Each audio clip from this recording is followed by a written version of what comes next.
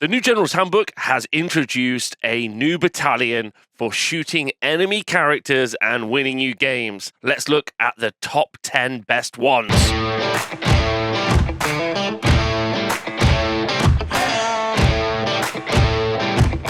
Hello, I'm Rob from The Honest Wargamer, and Age of Sigmar is a tabletop miniatures game made by Games Workshop.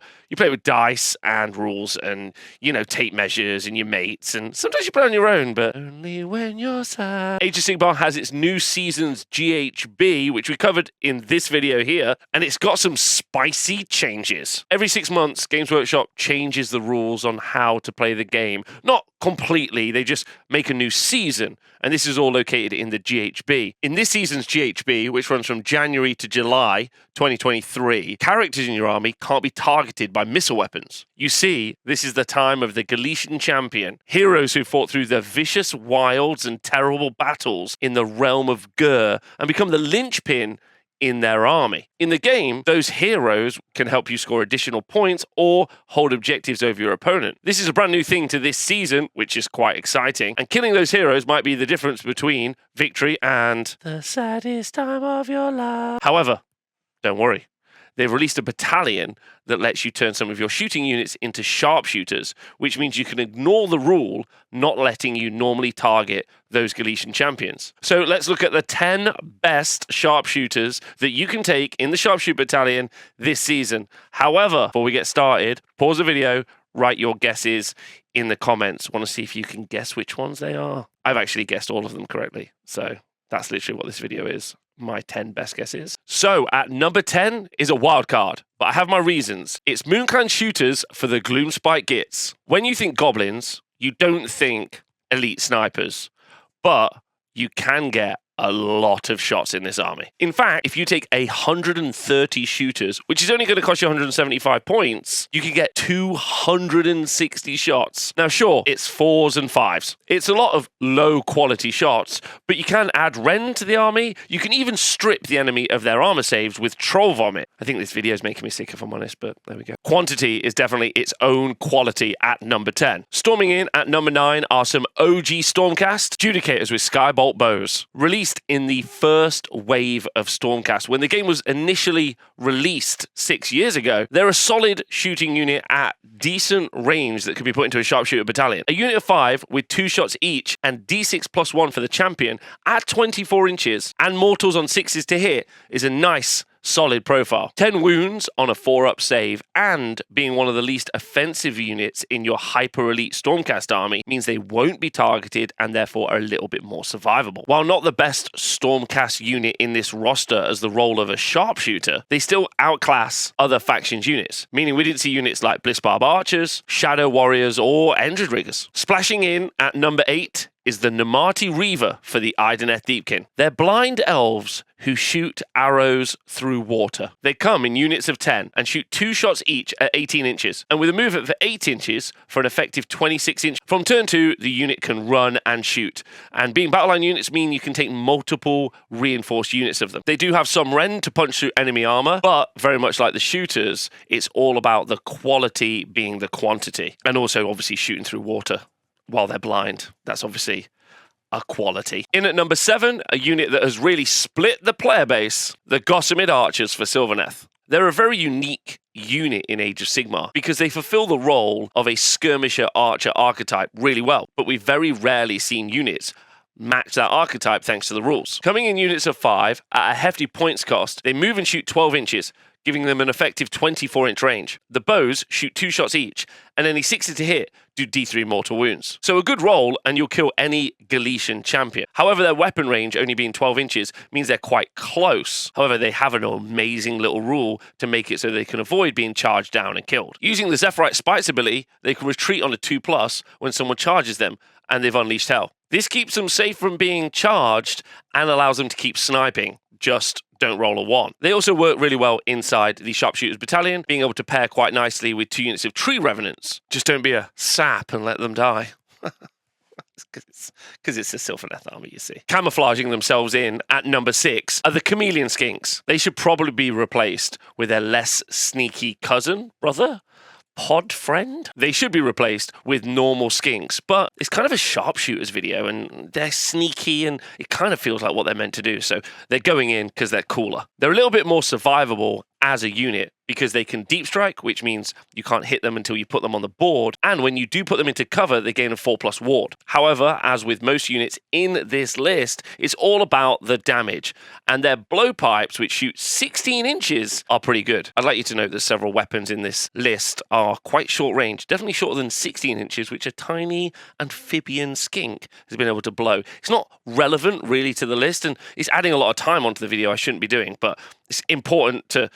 It keeps me up at night. That's all it just makes me mad. Coming in at units of 5. They have 2 shots each and they do mortals on 6s to hit. You can also make it so that they do mortals on 6s to wound. Really, it's their ability to be sneaky and deep strike and get into places you weren't expecting that gets them this high up the list. Sneaking their way into the 5th place slot is maybe the oldest sculpt in the world.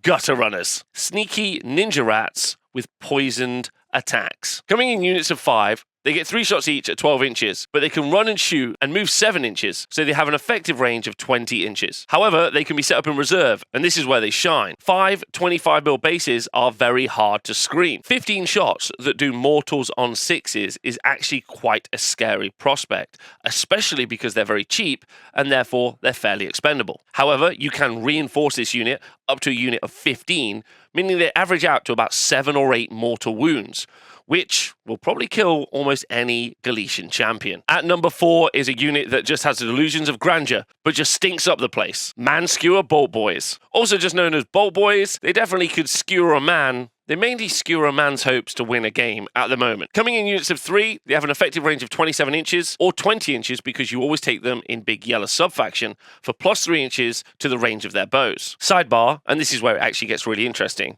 Instead, you could take them in the sub-faction grid plates. This means that you can't be seen from outside of 12 inches, or you can't be targeted from outside of 12 inches, which means your Galician champions will be safe from the enemy sharpshooters, while you will be able to shoot their Galician champions because you'll be in the sharpshooter battalion. That said, Cruel Boys have one of the lowest win rates in all of Age of Sigmar right now. However, we're going to ignore that for Big Orcs shoot big arrows big well. They have 2 profiles. The shorter range has 2 shots each, and any 6s to hit are going to do 2 mortal wounds. However, you can buff this massively with a Swamp Caller Shaman, giving them a poisoned elixir, and that means that they're going to do 2 mortal wounds for every 5 to hit. If you put a Sludge Raker nearby, then any 6 to hit is now going to be 3 mortal wounds, and any 5 to hit is going to be 2 mortal wounds. The issue for this unit is survivability. They have 2 wounds each and an abysmal save and also very low bravery. You kind of want to run these as a castle with screening units, only this is less of a castle and more of a paper bag. While they've actually made it to number 4 on the sharpshooter list, they were actually a topic of conversation about damage, good and bad damage, in my last video, if you want to go check it out. In at number 3 are the backing dancers for the best band in the mortal realms,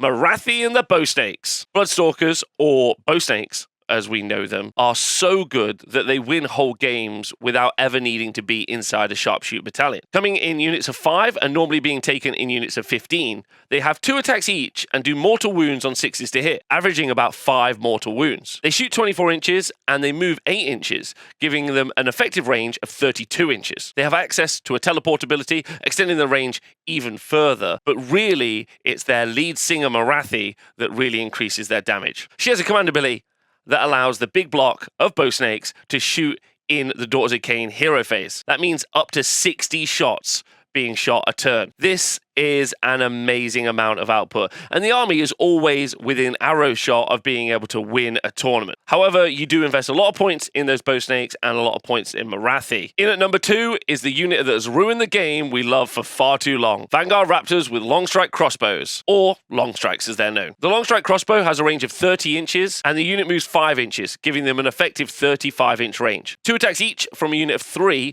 makes for 6 attacks. That, with the all-out attack command ability, hit on 2s and wound on 2s. With Rend 2 and Damage 2, and any 6s to hit are going to be 2 mortal wounds. That's some very high reliability, which is exactly what you want from the best units in the game. Stormcast get access to a unique set of enhancements called Holy Commands.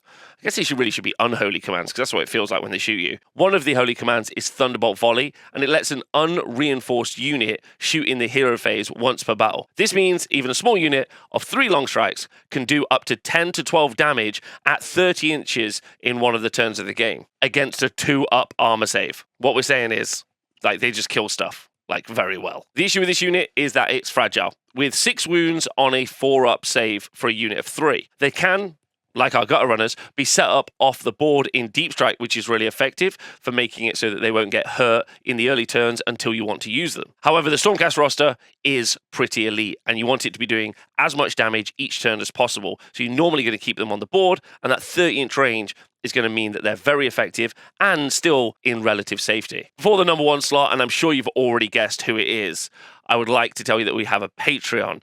It'd be really great if you could help support the show. We're trying really hard to put out really competent and quality content, and I'm hoping you're really enjoying it. Thank you to everyone who already supports us. Now let's get on with the list. In at number 1, easily the best, and no surprise to veterans of the game, are these representations of class inequality, the bloody elves, our Venari Sentinels. These have so many things going for them. They shoot 24 inches and they move 6 inches, giving them an effective range of 30 inches. However, if they're near another unit with a Skyhawk Lantern, like another unit of Sentinels, they can add an additional 6 inches to the range of their bows. This now takes us up to 36 inches. But wait, there's more. You can cast a spell on them to double the move, making it 42-inch threat range. There's a spell to teleport them too, and all these spells can be done by one of the best casters in the game. The actual weapon profile is pretty nutty too. They do mortals on 6s to hit. However, you can bless the weapons so they do mortals on 5s. And for defensive buffs, they're very survivable. Number 1, they're dealing damage at a significant range. They're also -1 to hit, thanks to Shining Company. They can be given a 5-up ward save, and they can add multiple pluses to their save rolls. They already fit into an army the way it likes to play as well. Multiple units of Sentinels are very common in lots of tournament lists. And when not being used in a Sharpshooter battalion to shoot Galician champions, they're just used to shoot, anything else that's alive. Not for long, probably. Just keep shooting. That's all they do. They are the absolute winner. And congratulations to them and all of the Lumineth players. Okay, so my final thoughts. The top 3 are significantly better than the others because they have the ability to punch through armor with the mortal wounds. Also, we did a review in the last video, again, link up there, where we talked about damage and how we review damage. It's all about the threat range, the damage output, and the survivability of the unit that's really helped inform why we've looked at these units as being the way they are in the top 10. We should also talk about the battalion itself, because when you do take units in the Sharpshooter battalion, this means you're unlikely to be a 1-drop.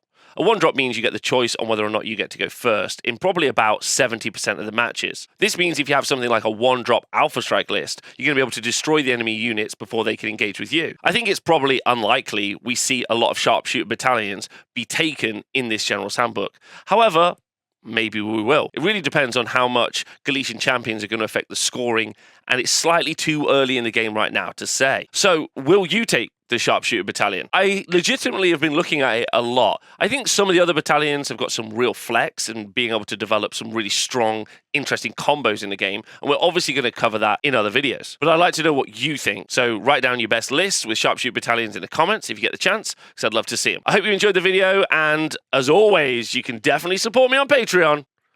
Thanks for being honest wargamers.